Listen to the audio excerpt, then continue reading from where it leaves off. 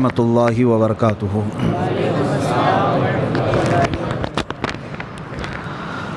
الحمد للہ وکفا وسلام علی حبیبہ المصطفیٰ، اما بعد فاعوذ باللہ من الشیطان الرجیم، بسم اللہ الرحمن الرحیم۔ وذکر فإن الذکریٰ تنفع المؤمنین، صدق اللہ مولانا العظیم۔ بارگاہ رسالت مآب صلی اللہ علیہ وسلم میں درود پاک کا ہدیہ پیش کریں۔ عزیزان گرامی وقار، آج محفل ذکر قائم کی گئی ہے۔ اللہ تبارک و تعالیٰ نے قرآن عظیم میں ارشاد فرمایا، وذکر فإن الذکریٰ تنفع المؤمنین، اور یاد دلاؤ مومنوں کو، ذکر کرو، اس لیے کہ یہ ذکر مومنوں کو نفع پہنچتا ہے، نفع دیتا ہے۔ الا بذکر اللہ تطمئن القلوب، آگاہ ہو جاؤ، مومنوں کے دل کا سکون اللہ کے ذکر میں ہے۔ ہم جب دنیا میں تھک جاتے ہیں تو سستانے کے لیے، سکون لینے کے لیے اچھی جگہوں کی تلاش کرتے ہیں۔ نبی پاک صلی اللہ تعالیٰ علیہ وسلم مسجد نبوی شریف میں ایک مرتبہ تشریف لائے تو دیکھا دو محفلیں لگی ہوئی تھیں صحابہ کی۔ ایک محفل ایسی تھی جس میں صحابہ اکرام اللہ کا ذکر کر رہے تھے، اور ایک محفل ایسی تھی جس میں صحابہ اکرام علم حاصل کر رہے تھے، یعنی علم دین سیکھ رہے تھے، سکھا رہے تھے آپس میں ایک دوسرے کو۔ نبی پاک صلی اللہ تعالیٰ علیہ وسلم جب وہاں سے گزرے تو اپنے ساتھ ایک صحابی تھے، ان سے ارشاد فرمایا، جب تم اللہ کے باغیچوں کے پاس سے گزرو تو کچھ پھل کھا لیا کرو۔ جب تم اللہ کے باغیچوں کے پاس سے گزرو تو کچھ پھل کھا لیا کرو۔ صحابہ اکرام نے عرض کیا، یا رسول اللہ، اللہ کے باغیچے کیا ہیں اور پھل کیا ہے؟ نبی پاک صلی اللہ علیہ وسلم نے فرمایا، مسجد میں لگی ہوئی یہ محفل اللہ کے باغیچے ہیں، اور جو یہاں سے گزرا یا اس میں شرکت کیا، گویا کہ اس نے اللہ کے باغیچوں میں سے پھل کھا لیا۔ اللہ کے ذکر کی مجالس صحابہ اکرام رضوان اللہ تعالیٰ علیہ مجمعین سے لے کر آج تک چلی آ رہی ہیں۔ تقریر اپنی جگہ پر، نعت اپنی جگہ پر، لیکن اللہ کے ذکر میں جو اثر ہے وہ کسی چیز میں نہیں۔ اور پورا قرآن کیا ہے؟ پورا قرآن کا ایک نام پتہ ہے آپ کو؟ قرآن مجید بھی آپ کہتے ہیں، قرآن کریم بھی، لیکن خود قرآن میں قرآن کا نام کیا آیا ہے؟ کئی جگہ پر تو اللہ نے قرآن ہی لفظ استعمال یعنی ارشاد فرمایا ہے، قرآن، لیکن ایک جگہ اس کا نام الگ آیا ہے، انا نحن نزلنا الذکر، بے شک ہم نے ذکر کو نازل کیا ہے۔ یہاں جو ذکر ہے یہ قرآن کا نام ہے، یعنی پورا قرآن ہی اللہ کا ذکر ہے، اس کو ذکر کے نام سے یاد کیا گیا۔ قرآن پاک کا ایک نام ذکر ہے، وَإِنَّا لَهُ لَحَافِظُونَ، جو قرآن کی حفاظت کے لیے سب سے بڑی آیت ہے۔ اللہ نے جو وعدہ فرمایا، ہم نے قرآن کو نازل کیا اور ہم ہی اس کی حفاظت کریں گے، تو یہ جو آیت ہے اس میں قرآن کا نام قرآن نہیں آیا، ذکر آیا ہے، ذکر ہے۔ اور آپ کو میں بتاؤں اس ذکر کا لفظ کتنی جگہ پر قرآن پاک میں آیا، اور قرآن میں ایک بہت ہی اہم تطبیق آپ کو میں بتا دوں، یعنی ریلیشن۔ ایک جگہ قرآن میں یہ فرمایا کہ بے شک ہم نے ذکر نازل فرمایا، ذکر سے مراد یہاں کیا ہے؟ قرآن۔ اور ایک جگہ میں آپ کو بتاتا ہوں، ایک جگہ اللہ تعالیٰ 19ویں پارے کے شروع میں ارشاد فرماتا ہے، یا ویلتا لیتنی لم اتخذ فلانا خلیلا لقد اضلنی عن الذکر۔ کچھ لوگ قیامت کے دن چیخ چلا کر کے کہیں گے، یہ پکارتے رہیں گے، کاش میں فلاں کی دوستی نہ کیا ہوتا تو اچھا ہوتا، کیونکہ کئی لوگ صرف دوستی کی وجہ سے جہنم میں جا رہے ہوں گے، بری صحبت کی وجہ سے۔ لیکن وہاں پر جو بندہ یہ کہے گا، یا ویلتا لیتنی لم اتخذ فلانا خلیلا، فلاں کو میں دوست نہیں بنایا ہوتا تو اچھا ہوتا، تو وہ دوست اس کو کیا کیا تھا ایسا دنیا میں جس کی وجہ سے وہ وہاں واویلا مچا رہا ہے قیامت کے دن. اس کے ساتھ کیا ایسا دھوکہ کیا تھا اس نے, دوست نے کیا کیا تھا؟ گمراہ کیا یا کس چیز پر مبتلا کر دیا, جھوٹ پر یا کسی اور گناہ پر؟ نہیں, وہ بندہ خود ہی پکار کر کہہ رہا ہے قیامت کے دن. اس کی دوستی سے سب سے بڑا نقصان ہوا کیا؟ وہ کہتا ہے لقد اضلنی عن الذکر, مجھے اس بندے نے ذکر سے روک دیا تھا, ذکر سے روک دیا تھا. قیامت کے دن یہ خود جو جہنم میں جا رہا ہے وہ کہے گا کہ مجھے اس نے ذکر سے روک دیا تھا. اب مفسرین فرماتے ہیں وہاں کون سا ذکر مراد ہے؟ ایک تو قرآن کا نام ذکر ہے, اور ایک جو قیامت کے دن بندہ کہہ رہا ہے مجھے فلاں کی دوستی نے جہنم تک پہنچانے کا راستہ آسان کر دیا, میں اس کی دوستی نہ کرتا تو اچھا ہوتا. کیوں؟ اس لیے کہ اس نے مجھے ذکر سے روکا. وہ کون سا ذکر ہے؟ مفسرین فرماتے ہیں وہاں ذکر سے مراد محمد رسول اللہ کی ذات ہے. حیرت کی بات نہیں ہے, ایک جگہ پورے قرآن کا نام ذکر ہے اور ایک جگہ میرے آقا کا نام ذکر ہے.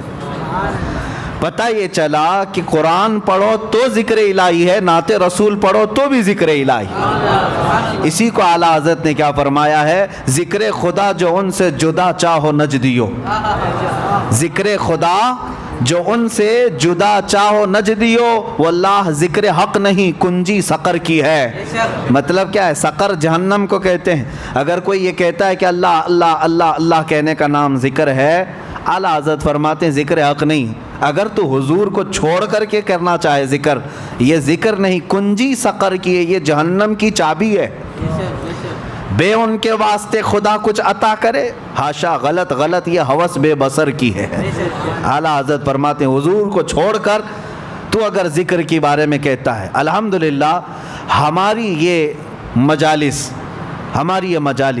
اسی بات کی امتیازی شان رکھتی ہے کہ چاہے ہم اللہ کے ذکر کی مجلس سجائیں لیکن نعت رسول سے شروع کرتے ہیں. کیوں؟ ذکر کس کا نام ہے؟ ایک تو قرآن کا نام بھی ذکر ہے اور دوسرا رسول اللہ کی ذات کا نام بھی ذکر ہے. قرآن میں دونوں جگہ ذکر کا معنی ہے. اچھا, اور آپ کو میں بتاؤں, بعض لوگ جن کے پیٹ میں درد ہوتا ہے جب ہم رسول پاک کو نور کہتے ہیں, وہ یہ کہتے ہیں کہ نہیں, نور یہاں پر جو ہے نا اس سے مراد قرآن ہے. نور کا مطلب قرآن ہے. وہ یہ کہتے ہیں نور کا مطلب قرآن ہے. جیسے اللہ تبارک و تعالیٰ نے قرآن پاک میں ہی ارشاد فرمایا کہ قد جاءکم من اللہ نور و کتاب مبین. حیرت کی بات ہے, پڑھے لکھے لوگ اگر گمراہ ہو جائیں تو تعجب تو ہوتا ہی ہے. میں آپ کو بتاتا ہوں ایک مثال. آپ کو ایک ہی چیز کو میں دو ناموں پہ اگر بولوں تو آپ کہیں گے یہ زبردستی کیوں بول رہے ہیں آپ. مطلب اگر آپ سے میں کہوں کہ میں اپنے سر پر امامہ باندھا ہوں, ایک چیز ہو گئی.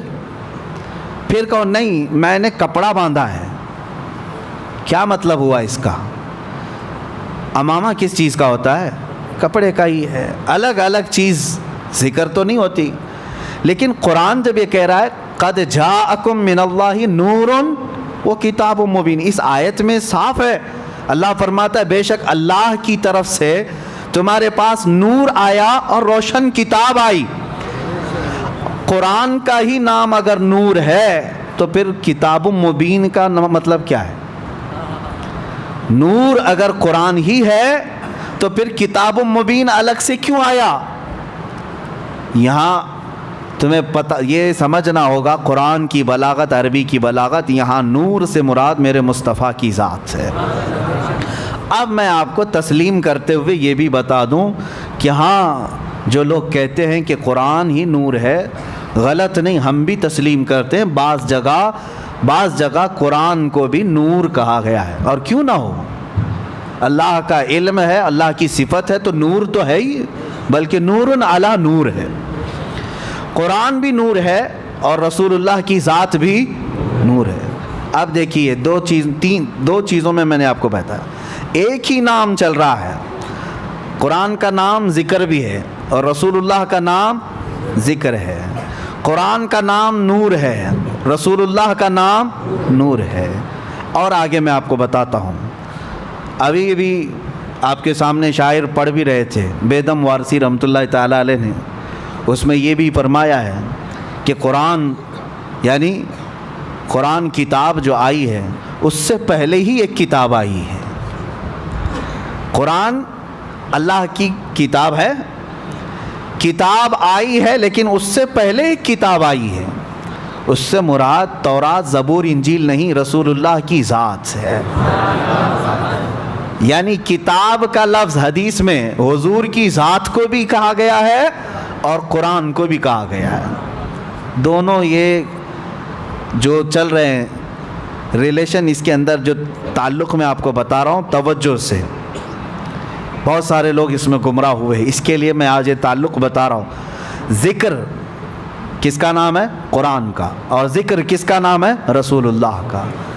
نور قرآن کا نام ہے اور نور رسول اللہ کا نام. کتاب قرآن کو کہا گیا ہے، کتاب رسول اللہ کی ذات کو. آپ سوال کر سکتے ہیں ایک ذات بھلا کتاب کیسے ہو سکتی ہے؟ ایک ذات اس کو کتاب کیسے کہہ سکتے ہیں؟ کتاب میرے عزیزو آپ کو سمجھنا ہوگا کہ کتاب کیوں پڑھی جاتی ہے. کتاب سے حاصل کیا ہوتا ہے؟ کتاب پڑھ کر کے آدمی کچھ نالج لیتا ہے نا، کچھ سمجھتا ہے اور کچھ اس کو نئی معلومات حاصل ہوتی ہیں، اسی لیے تو کتاب ہوتی ہے.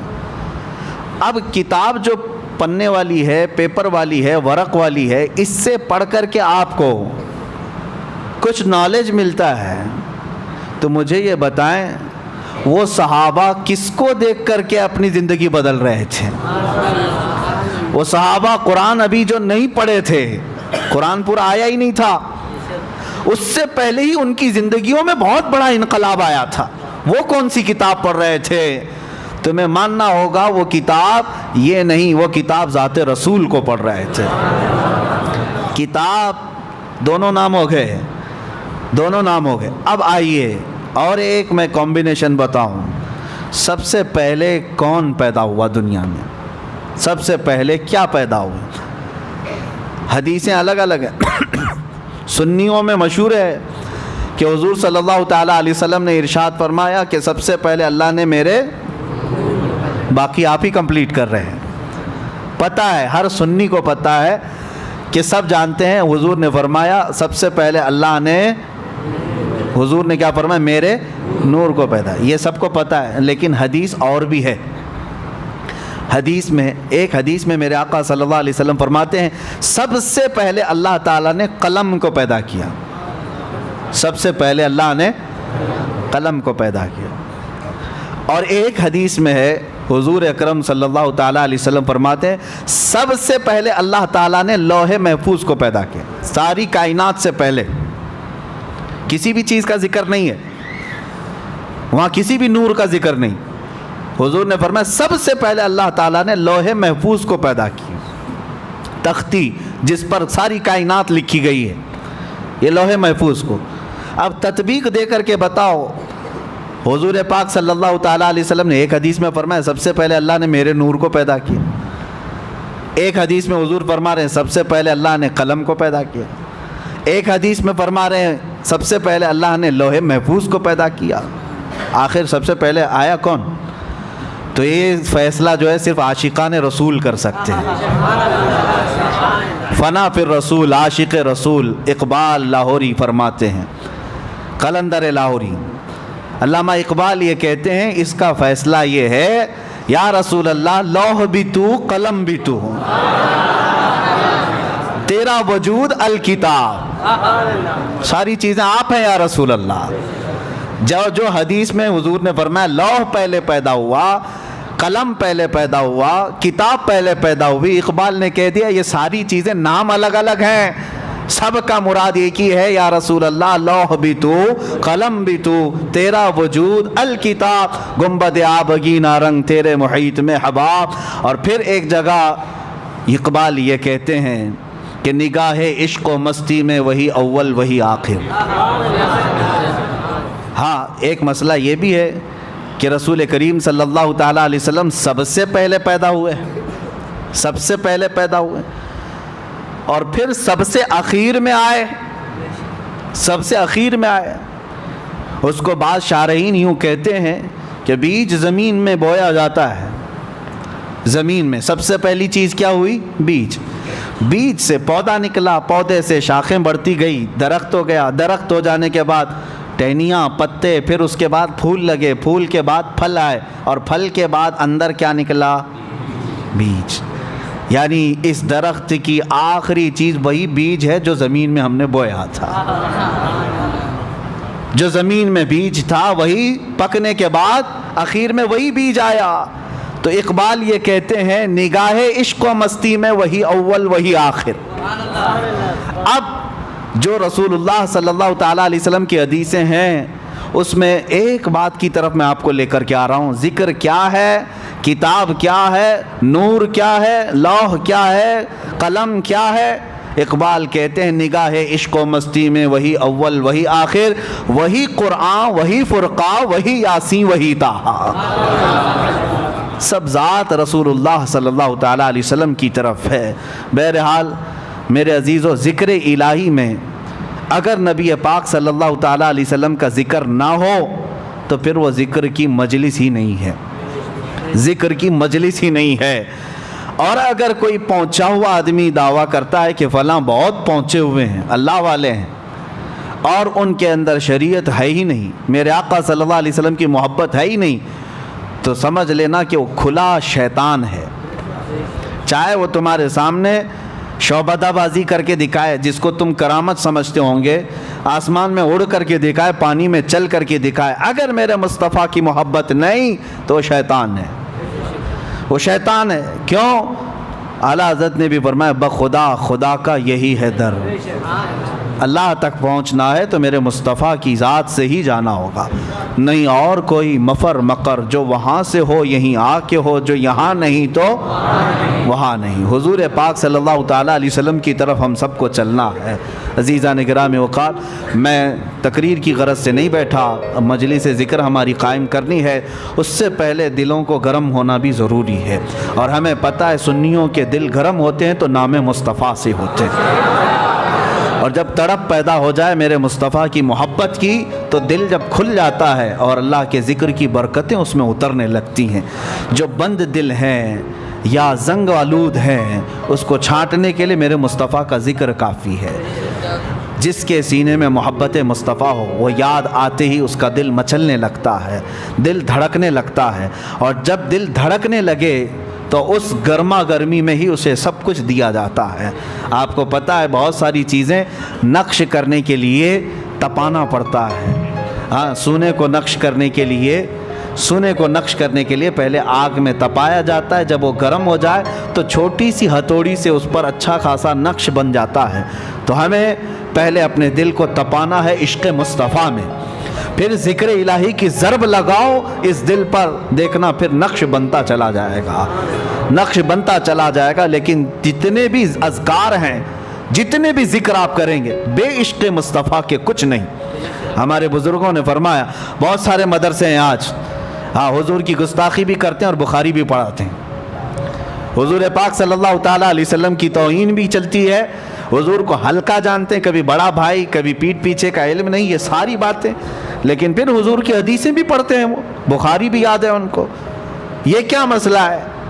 تو ان کے لیے کہا گیا یہ صرف اور صرف اوپر کا مسئلہ ہے، بے عشق مصطفیٰ پڑھتے ہیں جو بخاری۔ ہمارے بزرگوں نے فرمایا بے عشق مصطفیٰ پڑھتے ہیں جو بخاری، آتا ہے بخار ان کو، آتی نہیں بخاری۔ بخاری کا مطلب یہ نہیں ہے کہ انما الاعمال بالنیات پڑھ دیا، کلمتان حبیبتان الی الرحمن حدیث پڑھ دیا۔ بخاری کا مطلب یہ لفظی احادیث پڑھنا نہیں ہے، بخاری کا مطلب یہ ہے، ایک بزرگ کی بات میں بتاتا ہوں، احمد آباد کے رہنے والے تھے غالباً، تو وہ ان کے متعلق مشہور تھا پڑھے لکھے نہیں ہیں، بہت سارے لوگ یہ سمجھتے تھے، وہ جذب کے عالم میں رہتے تھے، پرانے کپڑے، پراگندہ بال، ذکر الہی میں مشغول، ایسا لگتا تھا کہ یہ عام آدمی ہے، دیہاتی آدمی ہے۔ لیکن کچھ لوگوں کو میں آپ کو یہ بتا دوں، شیخ سعدی رحمۃ اللہ علیہ کی ایک بات نصیحت ہے، ہر بیشا گما مبر کے خالیس شاید کہ پلنگ خفتہ باشد، ہر جنگل کو خالی مت سمجھ لینا، کسی جنگل میں شیر سویا ہوتا ہے، ہر جنگل کو خالی مت سمجھنا۔ یہ شیخ سعدی رحمۃ اللہ علیہ نے فرمایا، ہر انسان کو ایرا غیرا نتھو کھیرا مت سمجھ لینا اس کے ظاہر کو دیکھ کر، ہاں ارادت ہو تو دیکھ ان کو ید بیضا لیے بیٹھے ہیں اپنی آستینوں میں۔ کچھ فقراء کچھ قلندر ایسے ہوتے ہیں۔ تو یہ درویش جن کے بارے میں بتا رہا ہوں، اللہ والے تھے، ذکر الہی میں رہتے تھے، لیکن مدرسے میں پڑھنے والے طلباء اور کچھ علماء وہ مذاق بھی اڑاتے تھے، لوگ خامخواہ پیچھے چلتے رہتے ہیں اس بوڑھے کے، کیا آتا جاتا تو کچھ ہے نہیں۔ تو ان لوگوں نے سب لوگوں کو الگ الگ ورغلایا بھی۔ ایک دن لوگوں نے کہا نہیں بابا اللہ اور اس کے رسول کا ہی ذکر کرتے ہیں، کہا کچھ نہیں ہے، پڑھے لکھے نہیں ہے وہ۔ تو یہ باتیں بہت پھیل گئی۔ تو ایک دن اس درویش کے پاس کچھ طلباء آئے، کچھ علماء آئے، کہا کہ بابا جی ہم آپ سے بہت متاثر ہیں، انسپائر ہیں آپ سے بہت زیادہ، اور ہم آپ کی بڑی عزت کرتے ہیں، ہم آپ کو اپنے مدرسے میں مہمان بلا کر کے لے جا رہے ہیں، آئیے۔ توہین تھی۔ مدرسے میں لے آئے اور سیدھے مسند پر بٹھا دیے جہاں بخاری شریف پڑھائی جاتی تھی۔ جو شیخ الحدیث بیٹھتے تھے کہا کہ بابا جی بیٹھے، ہم آپ سے فیض اٹھانا چاہتے ہیں، بخاری شریف پڑھائیں۔ وہ ڈھکوسلے پیر نہیں تھے جو لوگوں کے چورے پر اپنی زندگی گزارتے ہوں، وہ فنا فی اللہ تھے۔ یہ اور بات ہے کہ ظاہراً ان کے خد و خال غریبوں سے نظر آتے تھے۔ بیٹھے، کہا کہ بیٹا میری یہ مجال نہیں ہے، یہ میرا میدان نہیں ہے، مجھے اس سے دور رکھو۔ انہوں نے کہا نہیں، بڑا چرچا آپ کا ہے، آج آپ کو بخاری پڑھانا ہی، بخاری پڑھانی ہے۔ بہت ضد کیا، اصرار کیا، تو انہوں نے بخاری شریف کھول دی۔ سارے طلباء بھی تھے، علماء بھی تھے، بڑے بڑے علماء بیٹھے ہوئے تھے۔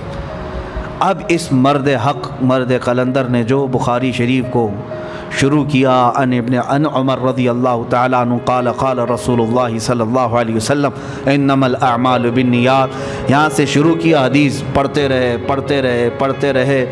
بخاری شریف کی حدیثیں ایک جلد، دو جلد، تقریباً کئی ہزار حدیثیں ہیں، جا کر کے آخری حدیث کلمتان حبیبتان الی الرحمن خفیفتان علی اللسان ثقیلتان فی المیزان سبحان اللہ وبحمدہ سبحان اللہ العظیم، بخاری شریف کی ختم تک پہنچ گئے۔